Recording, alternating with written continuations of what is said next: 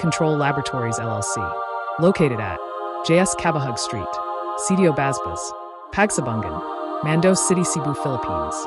Field Density Test FDT conducted at Compostela, Cebu. Bukod sa malawakang ginagamit na paraan ng sand cone, paraan ng pagpapalit ng buhangin, ang iba pang mga paraan upang matukoy ang density ng field ay kinabibilangan ng paraan ng core cutter, paraan ng pag-aalis ng tubig, paraan ng rubber baloon, panukat ng densidad ng nuclear, gamit ang radiation, paraan ng mabigat na langis, at pagsubok sa pagtagos. Bawat isa ay may sariling mga pakinabang at limitasyon depende sa uri ng lupa at mga kinakailangan ng proyekto. Mga pangunahing punto tungkol sa mga pamamaraang ito. Core cutter na pamamaraan. Ginagamit ang paraan ng core cutter para sa pagtiyak sa in situ dry density ng lupa, partikular sa pinong butil na magkakaugnay na mga lupa na walang mga bato. Ang pagsubok na ito ay gumagamit ng cylindrical core cutter na may sukat na humigit kumulang 100 at 30 mm ang haba at 100 mm ang diameter. Paraan ng pag-aalis ng tubig.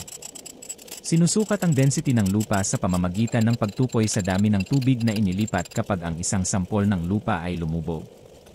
Ang water displacement method ay isang paraan upang sukatin ang volume ng isang bagay sa pamamagitan ng pagsukat kung gaano karaming tubig ang naililipat nito kapag lumubog.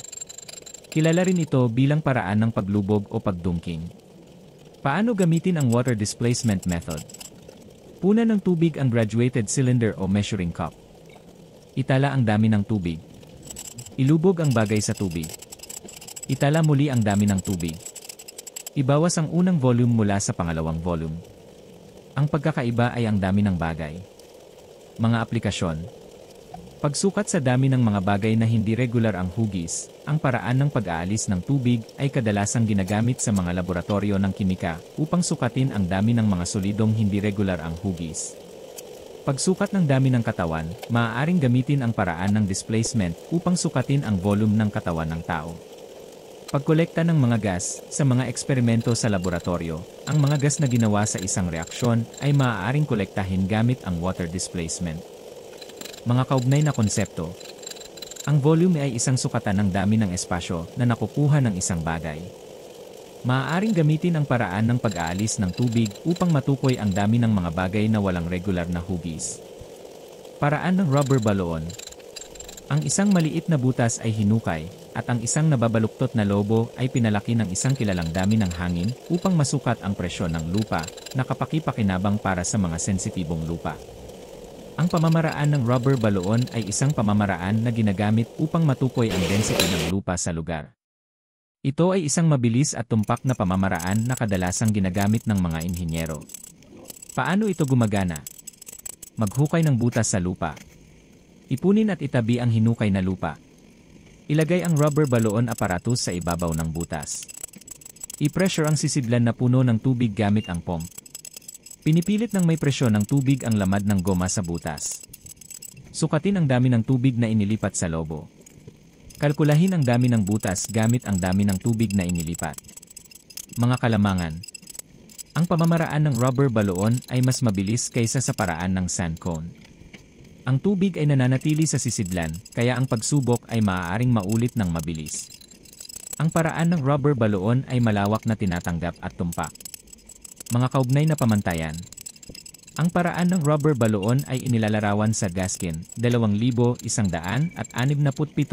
ni 205. Ang pamantayang ito ay naaprubahan para sa paggamit ng mga ahensya ng kagawaran ng depensa ng IINA. Nuclear Density Gauge. Gumagamit ng gamma radiation upang masukat ang density ng lupa nang hindi mapanira, itinuturing na mabilis at tumpak para sa malalaking proyekto. Paraan ng mabibigat na langis.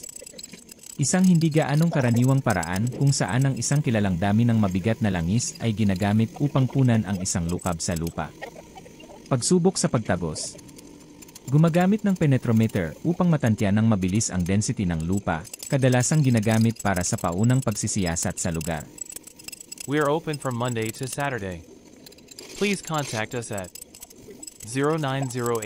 0908-677-5422, 0995-670-9883, 0995-141-6 7464 and number 3280626. Thank you for watching.